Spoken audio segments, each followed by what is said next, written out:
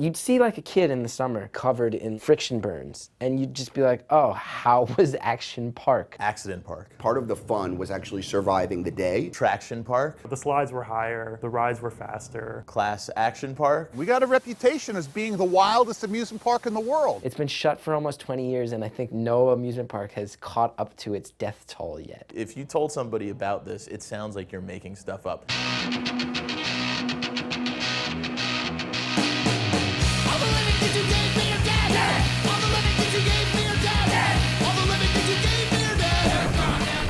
So Action Park opened in 1978. It was one of the country's first modern water parks, a really experimental place, in many ways ahead of its time. But by the time the park closed in 1996, it developed a reputation for being an extreme place, a dangerous place. I probably went to Action Park like once every summer. It was sort of the highlight of the summer. Baby, let me take you where the action's hot.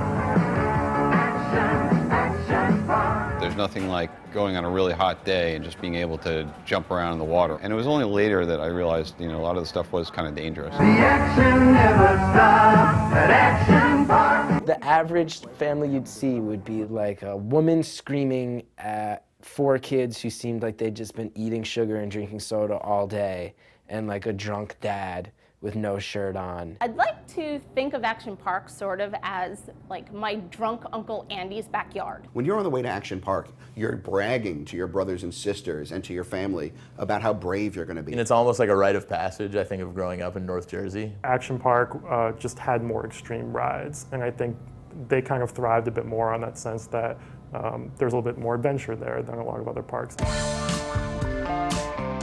What attracted me to working for Gene was this combination of Walt Disney and P.T. Barnum. Sort of let's do something for everybody, for the family, but let's make it really big. My father probably should have been born in the 1850s. He was a really very interesting, iconic guy who just loved to have fun. The amusement park he wanted to have was one where people controlled the action. Not where you just sat in a ride and it kind of took you around. He wanted one where you could control how fast you went, how high you went, and that's what he did. Action Park doesn't strip you down. Action Park lets you soar because you control the action. Participation rides were enormously appealing to teenagers especially. Nobody was going to tell them what to do at Action Park, and they loved it. The rides at Action Park were lawless. Like, you could feel that. You could tell that no one particularly cared what you did. One is the Tarzan swing. You'd stand in line for a long time, and you'd be on this like raised wooden dock, and they'd hand you a rope, and then you swung on the rope out over this pool of water. The thing with the Tarzan swing was that when you got on it, it would then swing in front of the rest of the line. Some people would go up and like do a backflip off it and get a big cheer. Or some people, would like slip and wipe out, and everybody would just like point and laugh and mock them. Occasionally and inevitably, you would always get somebody who would either shout something at the line to get the line riled up. I'm sure body parts were shown. And I remember being a kid, standing on this line watching this ride, and at least 3 or 4 different men would just swing out, get in full view of the line, and just go like, ah! And pull their bathing suits down so you could just see their dicks. And that's a ride. The alpine slide was a terrifying thing. It was essentially a giant track to rip people's skin off that was disguised as a children's ride. I always got a skin burn on the alpine slide. If you don't know what the alpine slide was, it's this long cement track that you'd be on, and this little device with wheels on it. Every sled seemed to either be broken in a way where you couldn't use the brakes at all, or where it was just locked in the brake position. You're either going to careen down this thing at full speed with no ability to control it, or you're going to be going dreadfully slow, and someone at full speed is going to crash into you from behind.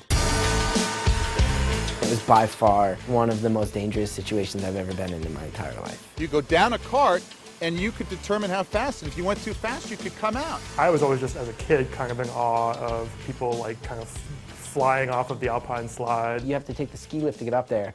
So while you're on the alpine slide, you also have other people on the ski lift just spitting at you the whole time, people trying to hit you with spit.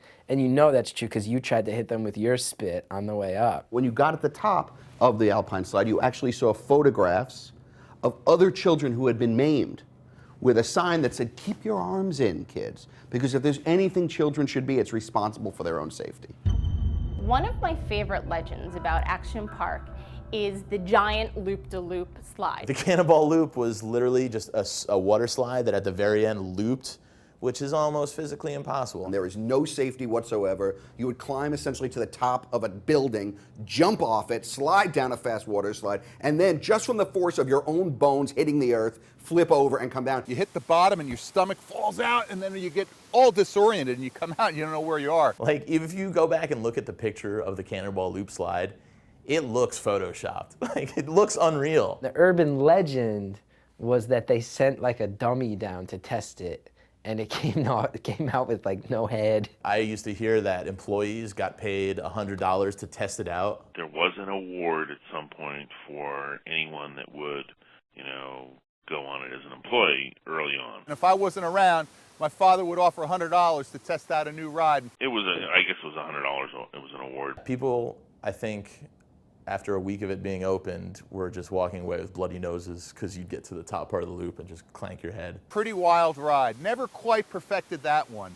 I think we were open a couple weeks, but it was a little too rough on folks. It looked like somebody just went like, you know, we should just make this thing that just goes like this.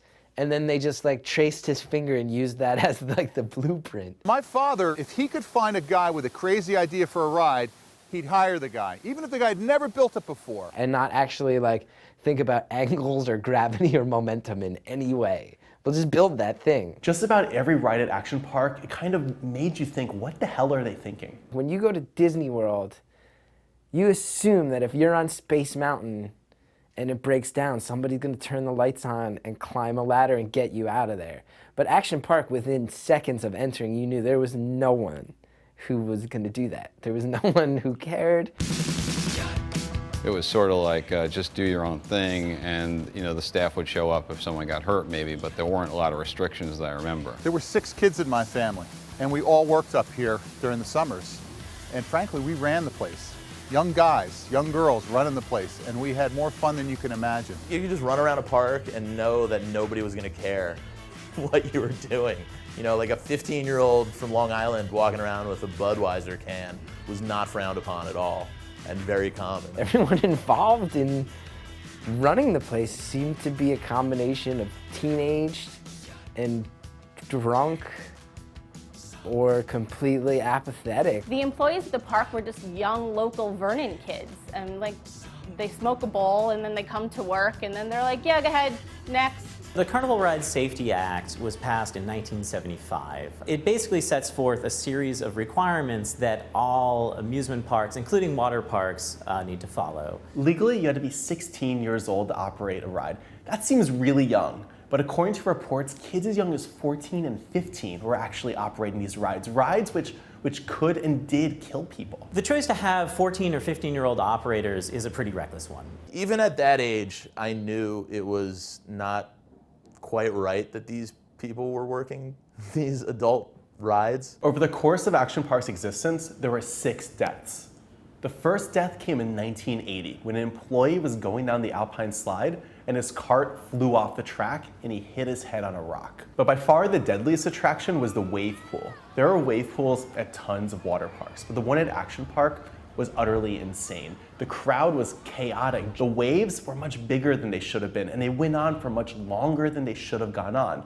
The staff, the lifeguards, they didn't stand a chance. We were one of the first guys in the country to put in a wave pool. And the day that we opened the wave pool, we must have pulled 100 people out of the wave pool with our lifeguards. It was crazy.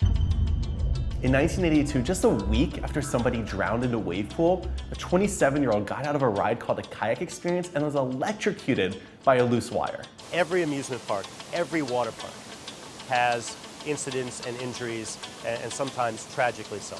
It's just part of the industry. As an operator, you know, you hope that doesn't happen. You do everything to plan to try to prevent that. Part of this story is a story about inspection and oversight. And you would hope that inspections would happen frequently enough that they could see that there'd be problems with the equipment or problems with operation.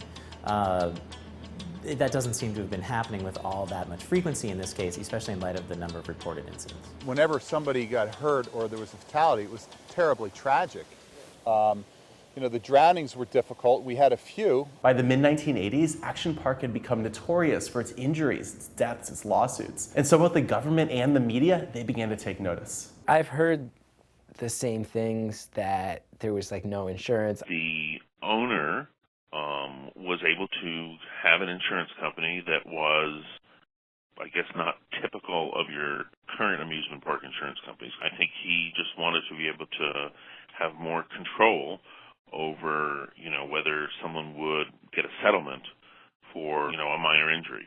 My father was ahead of his time. He went and he set up a self-insurance vehicle, which the state didn't really like. They went after him for that. There was something that they didn't like about it, whether it was an out-of-state insurance company or whatnot. Gene actually got in a lot of trouble for creating his own insurance company that was based in the Cayman Islands in order to cover Action Park. In my experience as a lawyer, whenever things go through the Cayman Islands, it's always a red flag for sketchiness. There's a lot about this that strikes me as being on the fringes of legality. So after nearly 2 decades of incidents, injuries, negative media reports, lawsuits, Action Park was sold in 1996, and what was known as Action Park ceased to exist.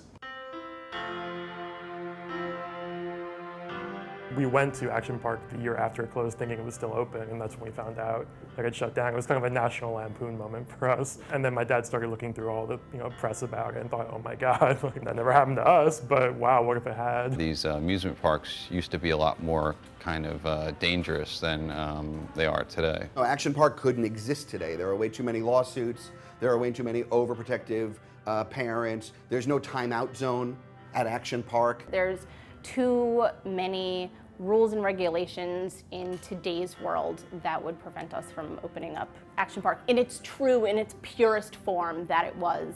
I think most other theme parks you go to these days, you just wait in line and then you ride and then you wait in line again. It kind of makes me sad. I wonder if kids today have that feeling of like, man, let's go prove our backbone. If the park were around today, I would definitely go. I would love to go. These are the most amazing rides in the world. I love it here. Just go to Action Park. There's no other park like it. I would absolutely go to Action Park if it were open today. When it's hot out, this is a great place to spend the day with your family. There's generations of kids that grew up, that worked here, that had a blast, and that came to the place and had a great time, and I'm really proud of what my father did. Someone doesn't come to me and say, oh, my brother got hurt, you guys were irresponsible. They never say that. They say it was the best, most fun place in the world to come to. They have good memories. Action Park was this thing that you could go through and maybe you got hurt, but oh my God, did you have a good time doing it. It's actually kind of hard to exaggerate how nuts it was. So I think a lot of people hear the stories of it who never got to go there, and they're like, oh, it couldn't have been that bad. I actually think that every story that you hear, any legend that you hear about, it's all true. This is a place that it actually happened. Did it make a man out of a generation of people? I don't know, it probably gave a couple of them a few alpine slide scrapes and scars, that's about all, but they had fun and they cherished those memories.